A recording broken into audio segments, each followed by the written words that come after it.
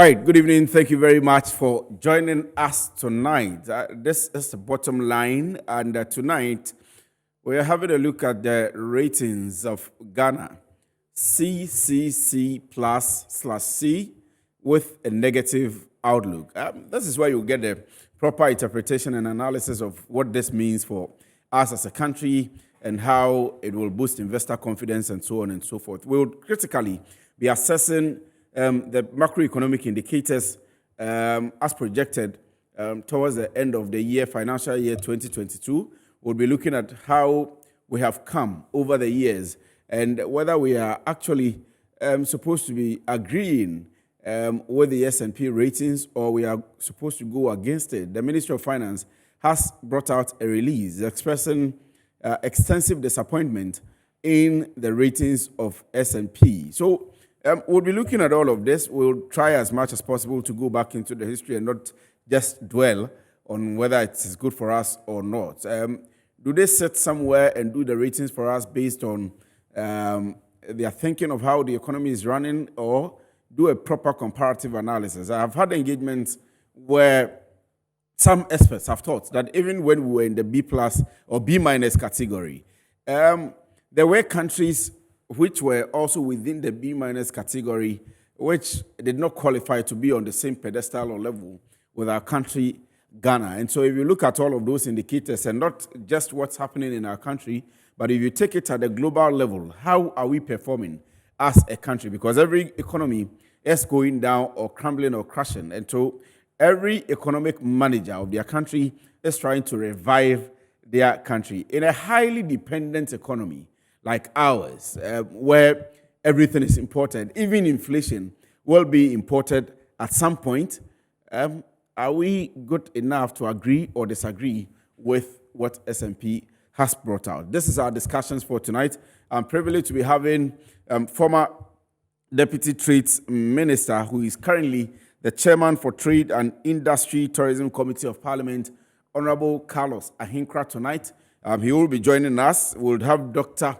Theo Champion. You know, he is an expert in the field of economics and political risk analysis. So this is a very tight panel for us tonight. We'll be doing an analysis of the economy as against the politics of the country and where all of this is headed towards. And we'll be hosting as well Dr. Sharif Mahmood Khalid. He is an assistant professor in accounting, financial management, University of Sheffield. We've had him on the show before. So we'll be doing this all online. You want to stick and stay with us tonight as we delve deeper into the analysis of S&P ratings tonight. Stick and stay with us. My name is Kwesi Afriyie.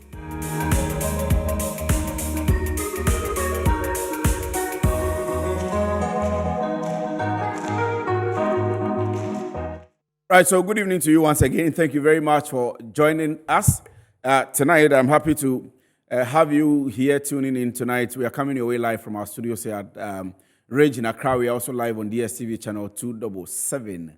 We are live on our Facebook page, Chairman Kwesi Afriyie. You can monitor us there, and of course, we are on Metro TV news page there. You can tweet at me at Kwesi Afriyie on Twitter with your concerns. I've told you earlier on that tonight we are critically analyzing the economy. S&P has rated the economy of Ghana to be CCC plus/C with a very negative outlook. And we want to be assessing it whether we are rightly placed. The government of Ghana, through the Ministry of Finance, has also made a release expressing disappointment at the ratings. And I have told you also again that there are a section of theorists who believe that we are not rightly placed. Even from the previous B minus, if you look at it globally and some of the countries that have been rated with us as a country and the kind of performance we're going through, we were supposed to have gone beyond the B minus. However, I am only here as your moderator. I have experts who have gathered to explain to us what exactly it is, where exactly we are heading towards, and what it is that we should be doing as a country. So I am privileged to have live on Zoom Carlos Ahinkra is the Chairman, Trade, Industry and Tourism Committee of Parliament. Remember that he has a great wealth of experience with the Ministry of Trade, especially with imports and exports. He's been in the business for a very long time, so he is well placed tonight to be speaking to us. Honorable Carlos, good evening. Thank you very much for joining us tonight. Thank you. Thank you. Right, and Dr. Theo Champion is also live on Zoom. He's an economist, a venerable one at that, and a political risk analyst. We've been speaking to him intermittently to get his views on a lot of things that have happened. When it was loss, he was the one we were speaking to very regularly. Good evening, Doc. Thank you very much for joining us. Yes, pleasure. Good evening. Right, and then finally we have Dr. Sharif Mahmoud Khalid, Associate Professor in Accounting and Financial Management in the University of Sheffield. And we are happy to have you as well, Doc. Good evening. Thank you very much for joining us. Yeah, good evening and thanks for having me. Right, so let me come back to you, Honorable, and begin with the ratings. The ministry, straight away, the Ministry of Finance has said that it is not happy with the ratings S&P has done. Let me begin with whether you think we are rightly placed on the ratings of S&P. Well, thank you, my brother, and let me say hi to your viewers. But at this moment, I will not actually dwell on whether they are right or wrong, but I think it's a bit insensitive, especially when you look at the times that we are in, and the fact that many countries world over are suffering from this COVID and, of course, Russia war. In terms of the economy is dwindling. We've seen worse scenarios, worse cases in countries even bigger than Ghana. The US is suffering the same way, the UK is suffering the same way. Even in countries like Sri Lanka, we've all witnessed what near calamity that befell that country, or what almost happened to their president. So I am of the opinion that the S&P rating at least could have taken a little bit of input from these happenings and probably just delayed their rating for the time being. But be that as it may, I am glad that in their report, they mentioned categorically that Ghana's economy is actually suffering from the impact of the COVID-19 pandemic and the conflict in the Russia-Ukraine war. They emphasize the fact that this these antecedents has magnified Ghana's fiscal and external imbalances, which is very true, because if you consider the fact that the onset of this war in Ukraine, or what the COVID pandemic has brought to the fore, has caused certain worldly problems that a country or the head of the country government cannot correct or change. It stands to reason that people would have to accept the fact that whatever is happening to the country will not be a problem of that country.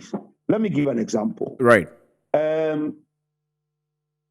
Let's say someone is importing swivel chairs, for example, from China. You buy a swivel chair for, let's say, $15, $20 a piece in China. A container, 40-footer container, would take 1,000 of these swivel chairs. Time back, before COVID, 2019, the freight rate from China to Ghana for this 40-footer container was $3,000. Today, as I speak to you, is about $13,000 to $15,000, which means that before you even say jack, the price of this swivel chair has doubled. It gets to Ghana, you pay duties, and you have to put your margin. So immediately you are looking at 4 times the price that this swivel chair is actually sold for at the country of origin. What can a government or what can a president do about this? We have no power over this shipping line. We have no power over how they streamline or how they actually apportion their freight rates. We have no power over how they manage to even find space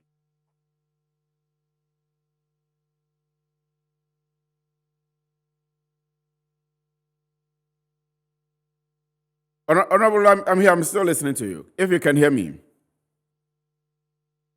So, But I know right, I can that hear you now. very soon the government will find a way to surmount all these problems. So I'm going to come back to you. Let me go to Dr. Theo Champion. But Honorable, I'm going to come back to you because you have gone ahead of me in one of the things that I had wanted to ask. I think that one of the problems we are facing as a country is very systemic. The systemic problem of not being able to produce and being a very highly dependent economy. And so when you talk about swivel chairs and you talk about the fact that we go to China by tomorrow the price has moved from 3,000 to 13,000, why are we not producing? In 2017, for example, we heard that we are going to move from the tax economy, a lot of taxations, to a production economy. And so the attempt to be able to change the economy is what we should be heading towards as a country. And so I'll come back to you on that. What should the president do? What should the government do? You are the chairman of the Trades Committee of Parliament. I'll come back to you on that point. But let me quickly run to Dr. Theo Champion and ask you the same question. The Ministry of Finance says it is disappointed in the placement of S&P's rating, CCC plus /C with a negative outlook. I mean, do you think we are well placed? Thank you once again. Good evening and good evening to your listeners. The ministry statement is quite interesting. I mean, they can be disappointed, but they cannot change the reality. And I think the key thing here is for us to understand what goes into these ratings assessment, largely because I also happen to work within sort of the market in London, so I understand the dynamics and in terms of this. Largely, there are two things that go into the assessment. Right. What is happening externally, i.e., for example, Russia, Ukraine, and you can talk about COVID and all of that. And then also you have the internal, drivers that actually go into the rating. So here we're looking at very country-specific factors. We're looking at your macroeconomic fundamentals. We're looking at how well you're running your economy predominantly, and the ability of you to then service your debt obligations. And this is where when you actually decouple these two internal and external drivers, you begin to find that largely what has led to the current ratings assessment is driven by the internal issues. The fact that we don't have enough fiscal buffers or space, the fact that the financing options available to the government has basically been whittled away, and we cannot go to the Eurobond market to borrow this year. And also the fact that we have been living recklessly in terms of our finances as a country over the last couple of years. So this is not new for me.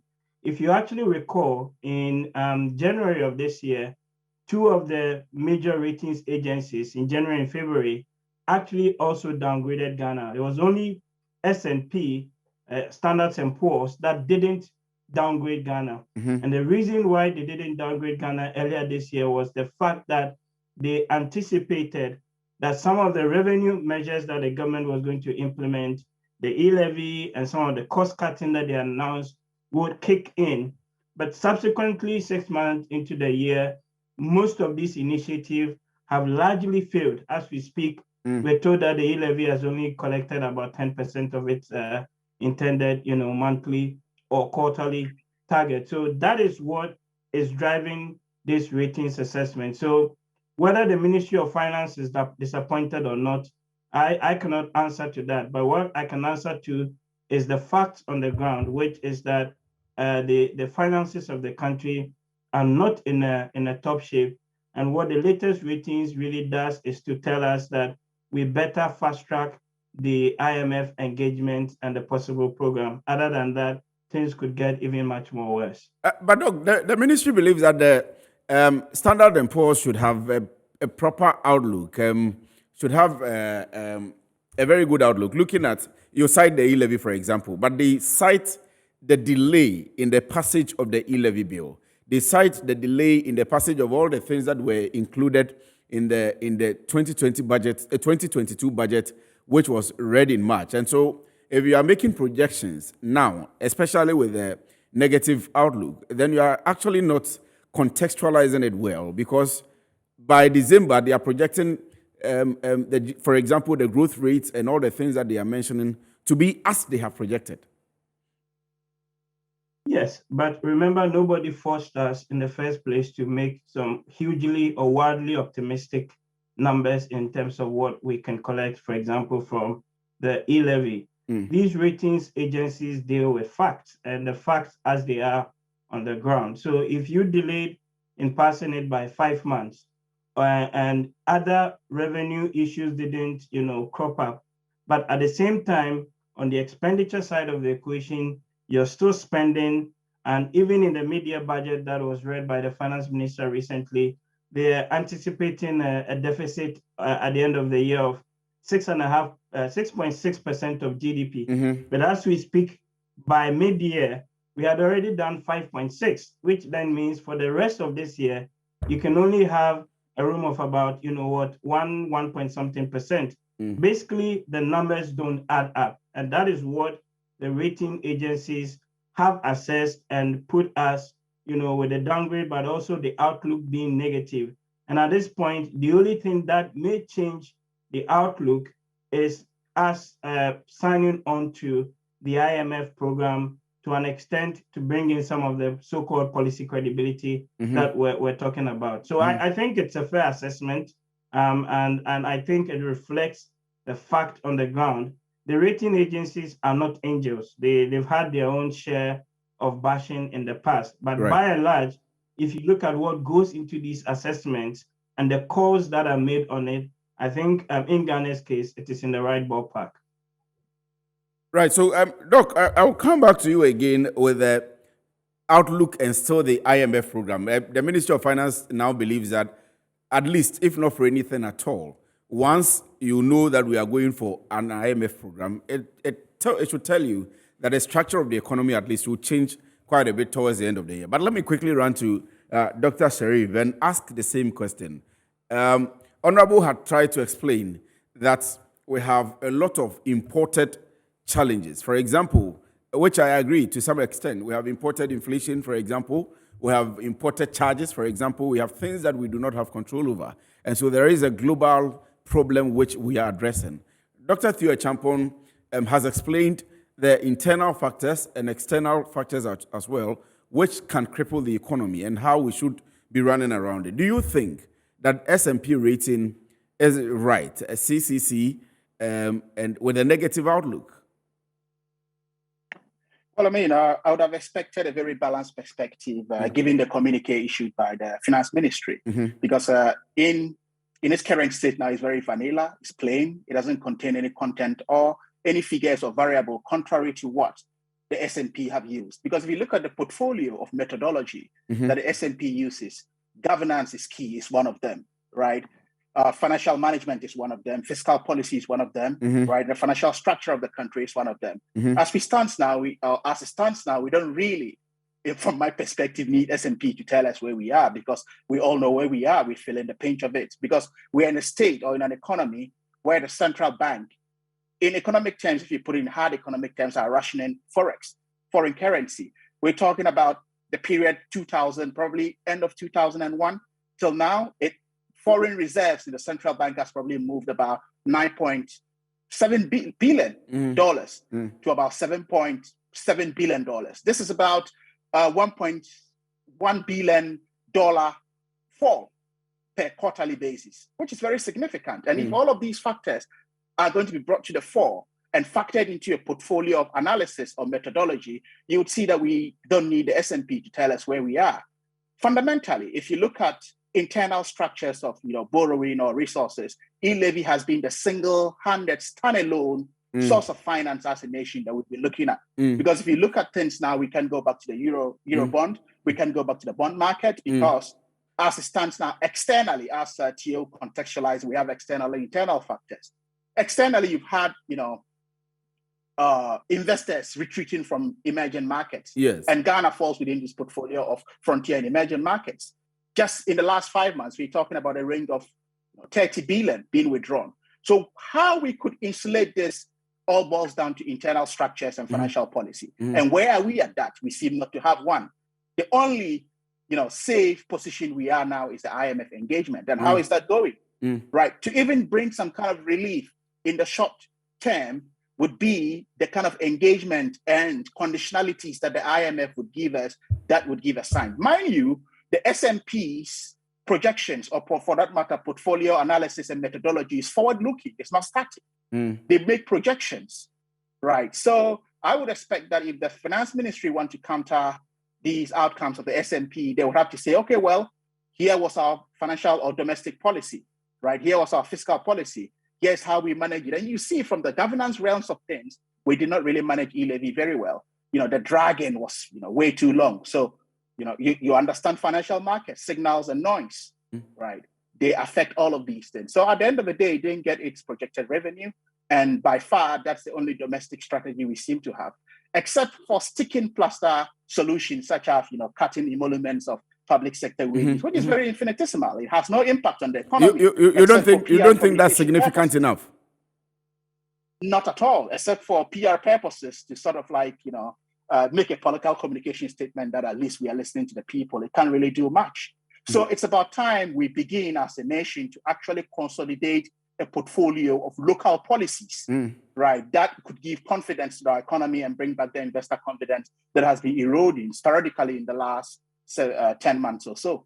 But Prof, just before I go back to Honorable, this probably should have come from Honorable. The government also touts itself in certain key policy initiatives that were driving the economy in a very right way, so to speak.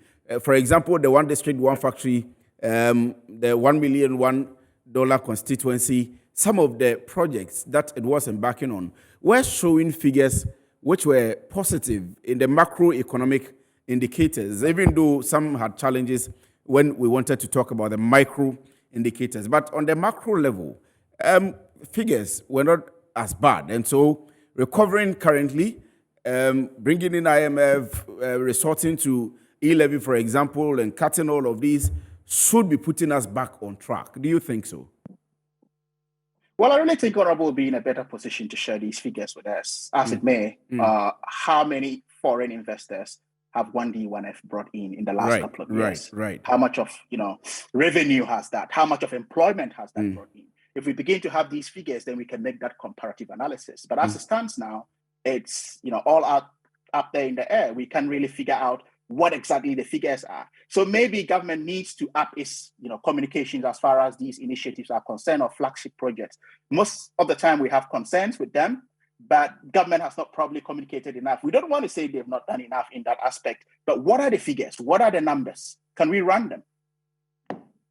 Honorable, let me put this question from Prof to you. That what are the figures? What are the numbers? And I'll add another question, that this is really going to affect us as an economy, especially at a time when we are placing ourselves as a country. And I'm referring to this one to Honorable Carlos Ahinkra, that at a time that we are placing ourselves as the hub of trade in at least the West African sub-region, we have AFTA coming in, and our economy is such that we are being rated this way. Investor confidence, FDI, everything is going to go down. You've been at trade. Yeah, I can agree with Sheriff Jamal that we don't even need S&P to tell us where we are now. Everybody knows that things are not very well at this moment. Even the president himself has admitted that things are not the way he expected them to be. And while I also like to mention that, yes, everybody accepts the fact that all these pressures coming from the outside is having a negative toll on us. It must be mentioned, some credit must be given to government as to how we are managing what we call the social intervention program.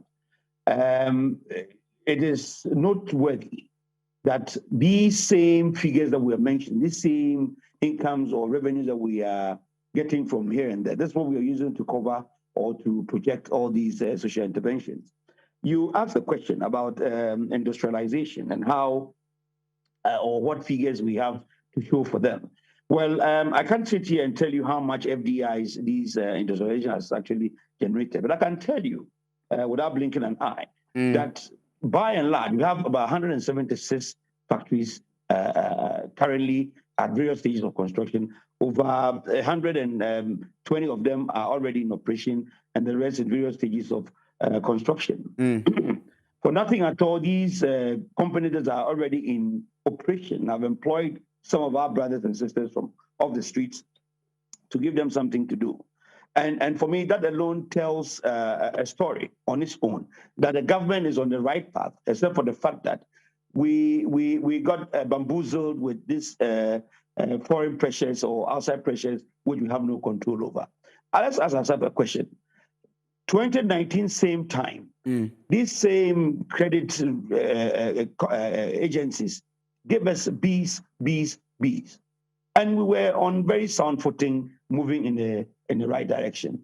It is just unfortunate that things have happened the way they have happened now. But I can tell you that if we continue with our industrialization drive as we have, done since 2017, and the fact that we're able to, as we're put behind us, this number of companies that I've told you about, and by all indications, we're going to hit more than 200 companies by the end of our 8th year. It tells a story. Yes, there's no doubt about the fact that some investor confidence will be lost. Even before S&P, we know that some investors had actually decided to pull out. Like Sheriff said, about 30 billion of forex went out. This is the time that I think that as a country, as a government, we should see how we can control some of these measures to ensure that the competition for forex, or the people who need or use our forex in the country, are controlled in such a way that we don't have too much pressure coming in on the non-essential products as against the essential products. I'm saying this to match the effect that it could happen, that a time will come, if we are not careful, forex for very essential commodities, like let me use fuel, for example, Right. will suffer because we might have used that forex to import some other items which probably could have, be staggered in a way to give a chance for us to have fuel for the nation. You know what will happen if we don't have fuel for even just a day in this country? You and I can tell what will happen. But by and large, we'll be able to subsist in this difficulty up to this point, trying so hard to ensure that we don't get to that point. Everything is working against us as an economy right now as we speak. Not too long ago, before the onset of incomes from our oil revenues, foreign remittances was about the second highest FDI into the country. Yes. Aside cocoa revenues. Yes. Today, because our brothers and sisters outside have been not able, some of them are not able to work full time and so on and so forth, foreign remittances has slowed down. People, especially foreigners in the country, who are doing, or going about their duties, normally, are repatriating their profits outside. Importers who have to get forex to finance their products are competing with, themselves in regards to getting forex to. So Honorable, the management of the exchange rate for me is one of the key issues that, in fact, I've penned down here for us to discuss. But kindly indulge me. Let me take a quick break to acknowledge our sponsors. When I come back, I'll be asking Dr. Theo and Prof about it, on how we are able to manage our exchange rate. Because talking about all of these internal issues and external issues, being able to manage it properly, I think will inure to the benefit of our economy. So I'll come back from the break to ask Dr. Theo on this one, and then we can box on.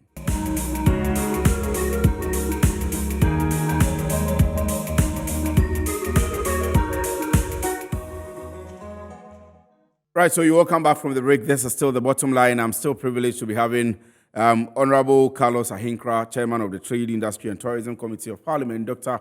Theo Champion is economist, political risk analyst, and Dr. Sharif Mahmood Khalid is an associate professor in accounting and financial management, University of Sheffield. And I'll come now to you, Dr. Theophilus Champion. Theo Champion.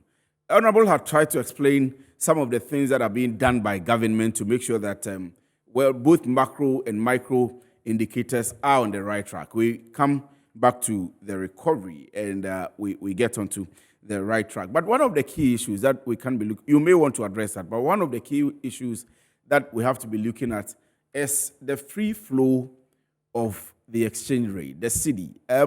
Some people, in fact, I'm told that some bank managers, as of today that we are speaking, were looking for dollars at the rate of 9 cedis and they were not finding. There are lots of problems with it, hoarding, the black market, which is thriving very well in our country, which is still also being supported by bank officials and so on and so forth. How are we able to deal with this issue?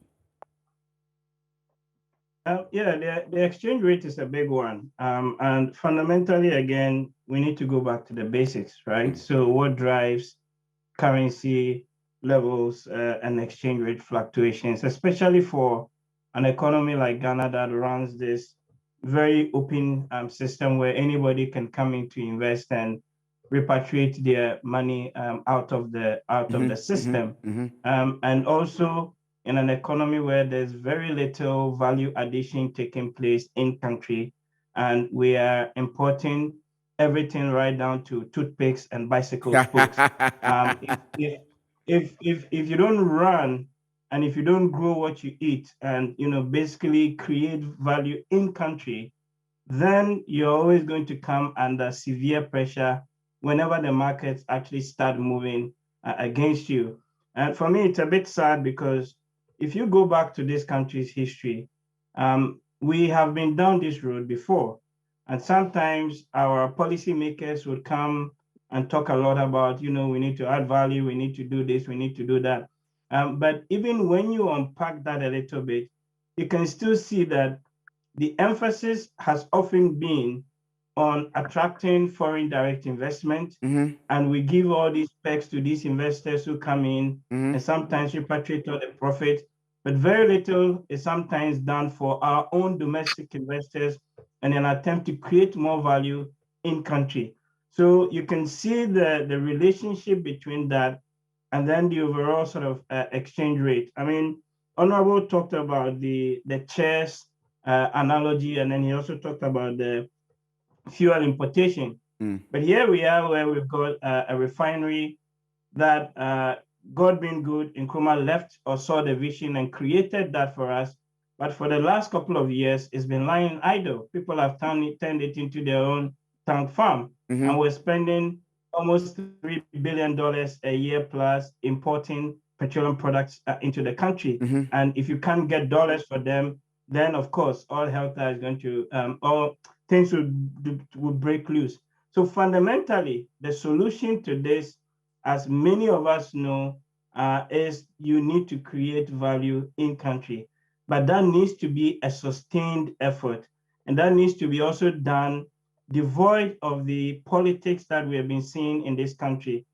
So we can talk all the economics, but if you don't fix the politics, if you don't fix the governance issues, like Sharif was talking earlier, and I'm sure like Honorable also is aware of, we're actually going to be running around, in circles, and we'll be back to the same challenges, that we're talking about. And mind you, by 2019, which Honorable was also making reference to same time, actually in 2019, the numbers were looking good, partly because we were just finishing an IMF program. And if you look at the country's history, most of the times that the macroeconomic numbers have turned relatively positive have been times that we have been under a fund program. And as soon as we finish a program, we start, the debt binging again, and we start running ourselves into a ditch.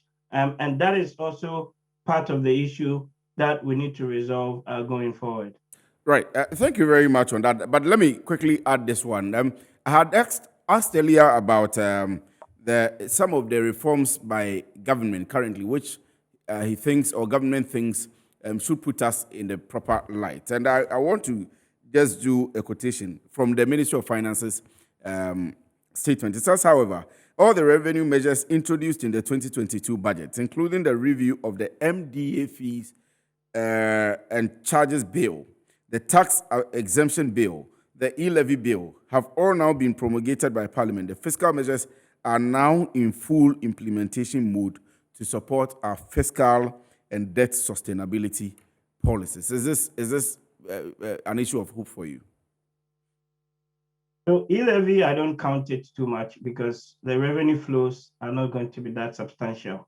The tax exemptions bill, yes, that is positive, and it's something we had been calling for a while now. So I'm glad that it's been passed, and now I'm looking forward to the implementation. And then, of course, some of the other expenditure cuts that the government had announced some weeks ago. It'll be interesting to see a full report now on what has been done on those non-priority expenditures and where those savings, if any, have been channeled. So it's a mixed bag in that sense that we've seen some measures being taken.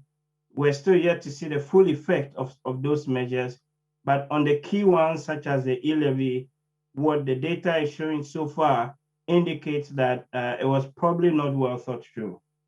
Right. Let me come to you, Dr. Khalid. And two issues. We are talking about the exchange rates, the free fall of the cedi against the major currency, the dollar. And I cited an earlier example that even as of today, some bank managers were in the market looking for dollars at the rate of 9 cedis. They were not finding. However, if you go to the interbank exchange rates page from the Bank of Ghana, I think it's around 8.7 or so, but that is not what's on the field or on the ground. And we have a problem currently with the dollar. And then you may want to add the fuel as well. Someone would say that we are operating a deregulation policy. And so government has little control over fuel prices. However, we have it fluctuating all the time. I think diesel, for example, was around 13 almost 14. Now it's around 13.20 and so on.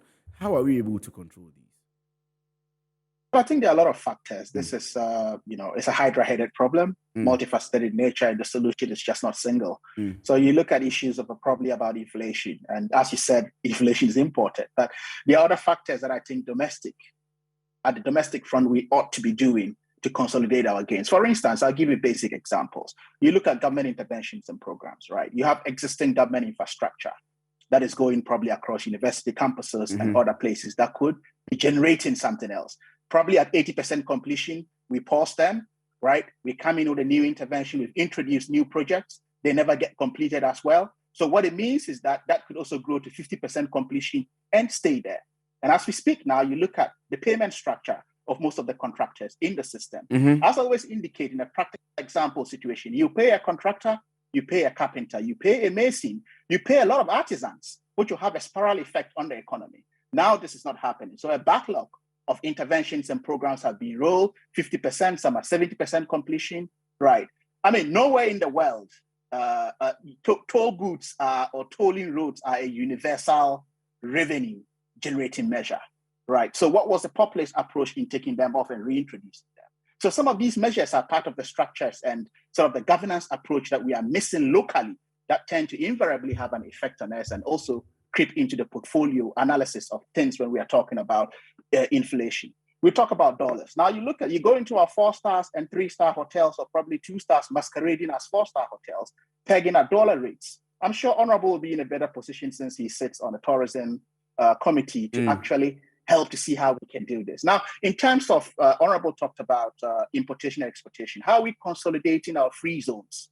How are we using that? So as I indicate, we have to bring a whole array, a basket of local variables and initiatives to form a portfolio of what we would call a local or a tangible local grown solution to this problem. Because you look at countries like South Africa and Brazil, they've had a few measures to insulate that.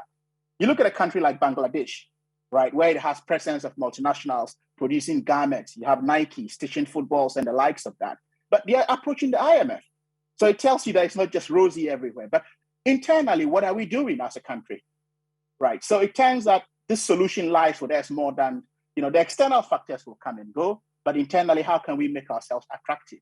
We're talking about foreign investments. You have all of these companies coming in, probably, how tight is our regulatory market? How tight is our company registration market, such that they don't come, create the wealth, create sham companies, and ship the money out, when we have local investors who could have also absorbed this? How have we designed a foreign, attraction policy that brings Ghanaians from the diaspora to come and invest home? What incentives are we giving them? What tax-free holidays? What market are we creating for them? Right? What, free zone license are we putting them on? So I think that these are measures that government ought to stand on its feet. When it begins to even do this, the market itself will respond. Right. Prof, let me now start from... Let me start this final one from you. I mean, in about 30 seconds or a minute, unfortunately, our time is up. But what do you make of the fact that people think that there should be a reshuffle, there should be a change of hands in managing the economy, new ideas, new dimensions of managing, and especially at this time that this has come, and the call that the finance minister should be sacked in 1 minute?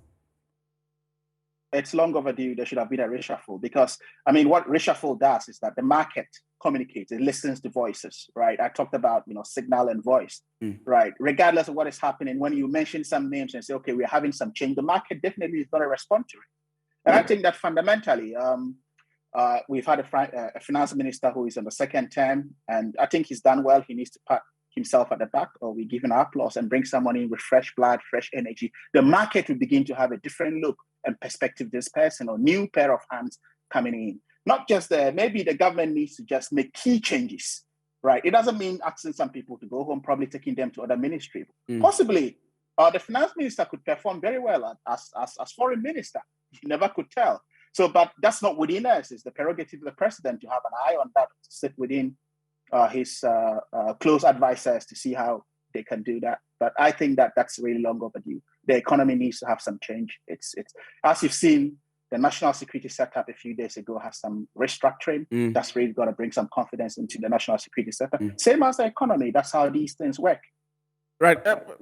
Well, on the national security issue, let me jump away from that. And come to you, Dr. Theo Champion. The president believes that if the team players are good, don't change them. But people are also complaining about the economy. Do you think the reshuffle is imminent, especially that of the finance minister? Dr. Theo Champion. Yeah, but if the team players are good, we should be feeling it at the end of the day in our pockets, right? Inflation is almost at 30-year highs.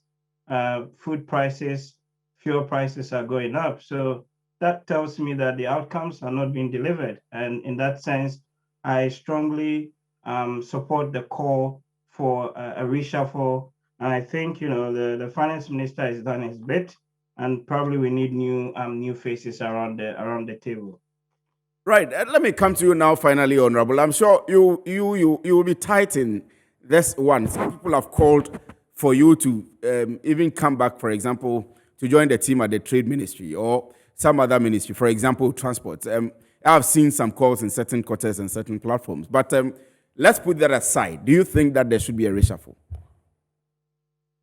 Before I get to the reshuffle bit, let me just chance on something that Dr. Theo said, which has actually caught my attention, which is the A-levy not being well thought through as he opined. In fact, in my view, I don't think that is actually the case. The fact of the matter is we had an opposition that bastardized or demonized this revenue measure, which got Ghanaians to believe that it was going to actually kill them if they decide to accept it. And that's where we find ourselves now. This E-levy was only supposed to give some confidence to investors that, look, if you give us more money, we will have a way to pay you back. But unfortunately, because it could only even take off to fly, we find ourselves where we are. Let me come to your question, the substantive question. Right. President is right in saying that if a football team is doing well, if any team is doing well, you don't need to change. And for me, I think the prerogative is his. The buck stops with him. By the Constitution, it talks about appointing of officers to help him in his governance. He does not mention anything in regards to reshuffling. So reshuffling is his sole prerogative. If he thinks that there's any, let me say, weakness or any hollow space in any, of his ministries or any government machinery, he has every opportunity to, as it were, change or refill. So I would want Ghanaians to understand that reshuffling does not change our fortunes overnight. Reshuffle will not bring about the expectations that we are all looking for overnight. But the president might have seen something going forward, which he thinks that if he even goes ahead to reshuffle now, it would affect him in the long run. Let us give him the chance. We voted for him because we trusted him. We voted for him because we knew that he had something to deliver as far as development in Ghana is concerned. And I am very optimistic that if he finds it necessary, he will do the reshuffling. Thank you very much, Honorable Carlos Ahinkra there. Let me take just about 3 messages, and then I'll wrap up. This one is coming from, okay, you didn't mention your name. You said, when I heard Kisel Atufosin mention that BOG has printed some illegal notes for government after the media review, I told some friends about around me that Ghana definitely is going to be downgraded because of this statement alone. The type of politics we do in the country is just too much. Nana Kwame Boateng says, Ablikuma Central says, good evening, Kwesi. SMP should go ahead and rate us ZZZ. We don't care because our economy is now recovering from the twin disaster, COVID and Ukraine war. Nana Mabuaji from Pharmacy Council says, good evening to you, Nana. I hope you're doing well. I'm watching you live. All right. Okay, so let me just end it here. Thank you very much, Dr. Theo Champion, Honorable Carlos Ahinkra, and Dr. Sharif Mahmoud Khalid. And thank you very much for doing the watching as well. My name is Kwesi Afri. I've been your moderator tonight. Good evening.